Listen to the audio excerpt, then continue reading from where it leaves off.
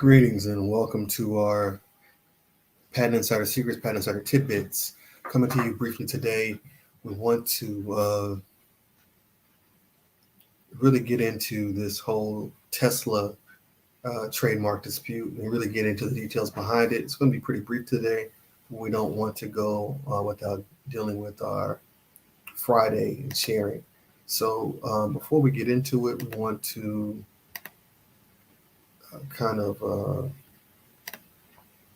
look at generally on this face. What we're talking about here is a trademark dispute. And I don't know if it rises right now to the level of a dispute, but we have a Tesla superfan who created a concept based on Tesla's new Cybertruck. And he made a Cybertruck backpack. Now, he actually met Elon Musk and he met the designer of the Cybertruck at a Tesla event. And then later met Elon Musk. I don't want to say met. Elon made an appearance at the Cybertruck, rollout event, and he got a picture with him. He also reached out to them to share his idea for this Cybertruck backpack. So we're going to go through details. This is the actual trademark filings. We'll talk about what this really is and what it isn't. So let's go ahead and take a look at that.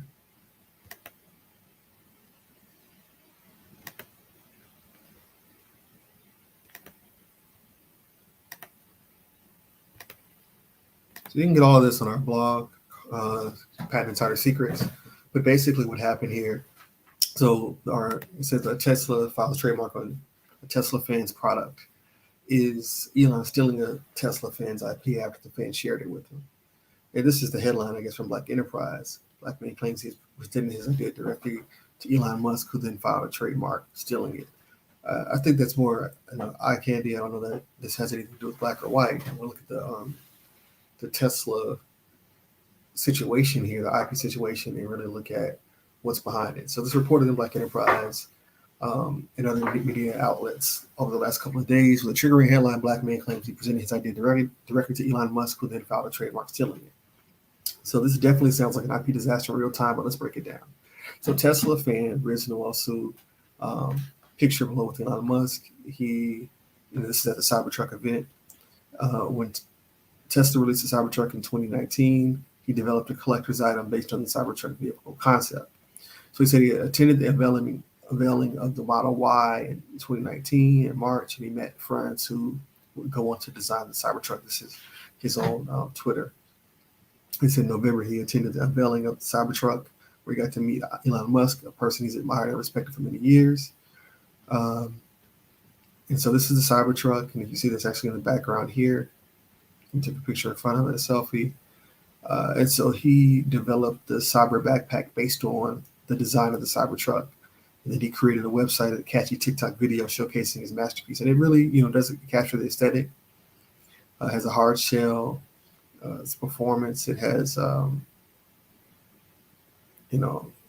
compartment for technology, a tablet, a laptop, iPad, headphones, mouse, books. So it's for your tech entrepreneur, your tech Tesla fan who's into tech. Definitely is going to have one of these. Security code lock. And so here's this video. And pretty much the video is really short, but it goes. I got a Cybertruck backpack. Elastic handle. TSA certified lock. Extra wide opening.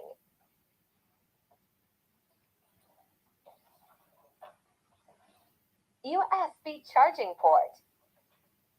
My doggy wasn't impressed. Get it at cyberbackpack.com. All right. So as you can see, he's definitely an avid Tesla fan and quite the innovator. The Cybertruck backpack definitely captures the look and feel of the Tesla Cybertruck.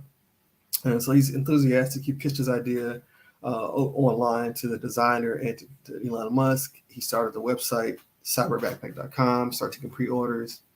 Again, he has so this is him shooting his shot. He says he would love to get it in the Tesla store. 50-50. So he's pursuing some type of agreement with Tesla. So that's the backstory. So let's look at regarding the potential for an IP disaster. The crux is that while he was waiting to hear back from Tesla, he said, I reached out. This is March. He's posting this on Twitter, the Twitter thread. He reached out to Tesla, wanted to bring, advertising it.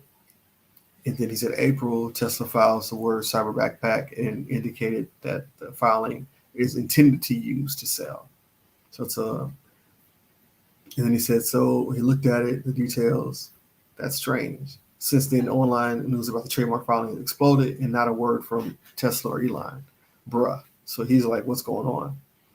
So a deeper dive reveals the details of what happened, right? So we have here, we just look at everything. We see here, we have Tesla filing a cyber backpack trademark on April 5th, 2022. You see it here, Delaware Corporation, located in California, attorney of record. It's a live trademark. So let's see. He files his own cyber backpack lawsuit on April 14th. So it's about 9 days difference. And you see his, this is his name. He's filed a trademark. So there's a difference. We're going to dig into the differences here because the basis of them is different. This is 1B, this is 1A. So on its face, it may appear that this is, another story of big guy beats the little guy, steals something, swipes his stuff. It may appear that, Noos was out of luck. But that's why we dig in a little deeper in our tidbits. So according to the USPTO, trademarks can be filed under one of four filing bases. A filing basis is the basis of the Trademark Act, which you filed your trademark or service mark application with the USPTO. You can include one or more filing bases in an application. Each one has different requirements that must be met before it can be proceed towards registration, which is basically a certified mark. So the two that were important here are the use in commerce, which is 1A, meaning you're currently using your mark in commerce with your goods and services. The intend to use basis, 1B, means that you intend to use it in the near future. So looking more closely at the details, we see that Tesla's trademark was filed under 1B, intent to use, meaning that Tesla is planning to use the mark but not currently using it for anything. So that's an explicit admission that they're planning to use it. They don't have any use. So you see 1B, currently used, no. You see Nuosu's trademark is filed under 1A, meaning that it's under the use in commerce basis, meaning that the mark is currently being used in commerce for goods and services. He alleges first use in December 15, 2021. So we see his active basis is 1A, use in commerce December 15, 2021. Primary class, let's see the classes are the same. Yeah, 18 book bags, school bags, same class. So now that we look at the details, what are some potential outcomes? How can this shake out? So this is a pretty, based on what's been filed so far, it's pretty clear. Noos was using his, Tesla isn't. So they could both result in an opposition where the proof of use could be challenged. But I think everything's documented online. It kind of be hard to prove, but it could just kind of push, drag it out, or maybe cause Noos to hire an attorney, spend his money and make it, less likely to fight it. And Tesla wins it that way. There are a lot of ways that could work. Tesla could also change their filing basis from intent to use if they have any evidence of use prior to his date, which is possible but unlikely. Again, we don't know, but probably unlikely. Also could win an open and shut trademark case, and Tesla's application could be denied. PTO could deny their mark and grant lawsuits, and it's not even an issue. The competing trademark filings could result in a settlement between the two. That's more likely that maybe he drops his mark and his agreement with Tesla.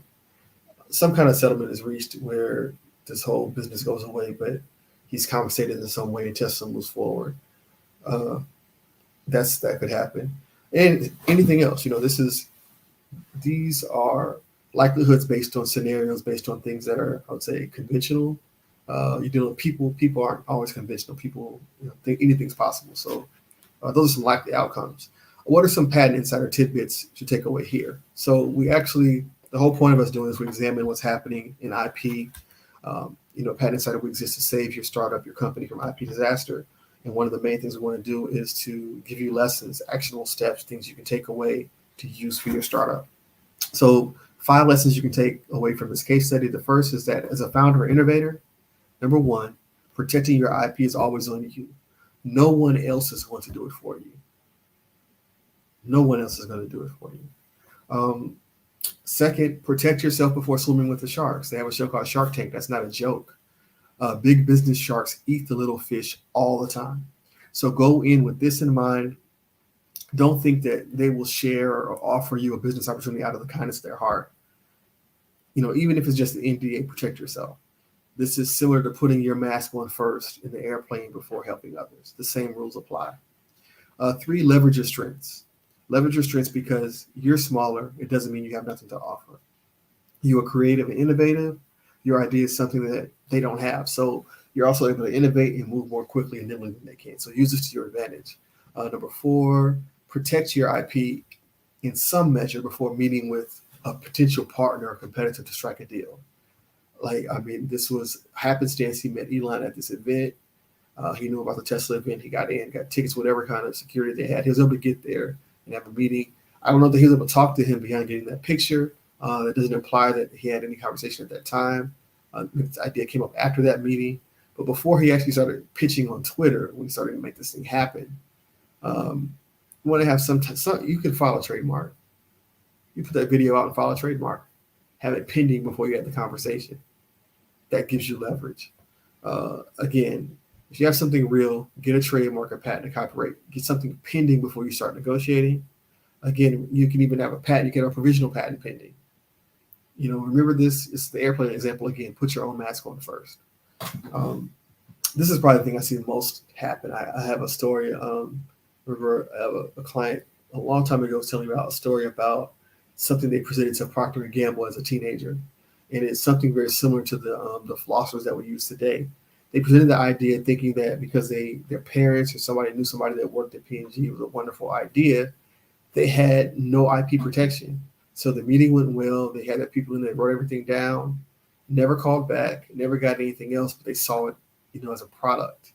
So again, there is an obligation if you have some type of, IP protection in place or something pending, you're more likely to have that. I had another situation where someone reached out to me. They met with, they had a very specific mechanical skill set, and they had a friend that worked at one of these big auto manufacturers, and they were having a problem with some of the machining. And he said, "Look, I know a guy that he lives and breathes this stuff. Let me invite him in." The guy came in, looked at it, said, "Yeah, that's something I can pretty much figure that out." He figured out how to machine the solution. Told them the engineers ran it, tested it. It improved the efficiency of the automobile manufacturer. He never got a dime, and he was coming. Once his inside person told him, "Hey, look, they're using this stuff. They're testing it at our plant, and they're going to take this international with their plan. Do you have a patent on this?" And he was like, "This guy's trying to scramble at the last minute, trying to figure out can he get a patent together." I had another one where there was an NDA. While there's an NDA going on, a smaller consulting company was meeting with a huge conglomerate. While they were under NDA, they were, educating the engineering team about this new technology. Once the NDA period was over, that company filed a patent application, the big company. Then after that patent application was filed, I think maybe another quarter later, then they started another NDA agreement for some other technology development. But that, they didn't acknowledge this information came from the smaller company. So these things are real. Protect yourself before you go in. Don't think that even if you have an NDA and agreement that it's going to cover you. If you have something real, protect yourself. Again, number 1, as a founder, as an innovator, protecting your IP is always on you. No one else is going to do it for you. And number 5, this also lesson here, anything is possible. Don't be afraid to shoot your shot. Noah went from a mini story to front page news in the tech world. all by taking a chance, investing in himself, and pursuing his passion. He leveraged those pictures with Elon. He met him. He took an opportunity to say, "Oh, they have a Tesla event." He, went to the Tesla event, bold enough to get up and take a picture, bold enough to reach out on Twitter, bold enough to document the journey publicly, bold enough to take an L. I mean, if this turns out to be a loss for him, he's got the notoriety. He's gotten public, 15 minutes of fame, 15 seconds, whatever you want to call it. He's gotten his spot, so he can leverage it to something else. Part of the entrepreneurship and the founder journey is that hustle, that ambition, the hunt, being out there in the search. So don't let that scare you. Get out there, but just some precautions to take. And again, this doesn't have to be break the bank. It doesn't have to be. You don't have to invest $100,000 in this. You can invest, significantly less than that, and protect yourself before going in. It's just, advised, part of your due diligence process. So at Patent Insider Startup, we save your company from IP disasters before they happen. You can contact us for your IP strategy session, and we'll make sure you're prepared. Right before we were about to go live with this, there's an update. It seems like he's making a bid to work this out amicably. So we'll see where it goes. But you can click on our blog. You can see this video. But he basically says, "Hey guys, my name is Riz, and I'm the creator of the Cyber Backpack. I need your help to get this video to Elon Musk. So if you can tag him, retweet this video, do whatever you can to get his attention, I'd really appreciate that. Hey Elon, huge fan. I've been a Tesla owner since 2016, and every chance I get, I espouse the virtues of owning and driving an electric vehicle through my TV channel, Volte. Over the past few months, I've been working on this amazing product called the Cyber Backpack. It's a fully functional backpack with an iconic design. It's got a hard shell case that's waterproof, scratch-proof, stain-resistant, but not yet bulletproof just yet. The Cyber Backpack is currently available at cyberbackpack.com. So you can imagine my surprise when I just found out that Tesla recently trademarked the word Cyber Backpack. Although bummed, I see this as an opportunity for us to work together. My DMs are open. I'm available at Riz on Twitter, at R-I-Z. Elon, I would love to work with Tesla to bring the Cyber Backpack to the world. Thank you.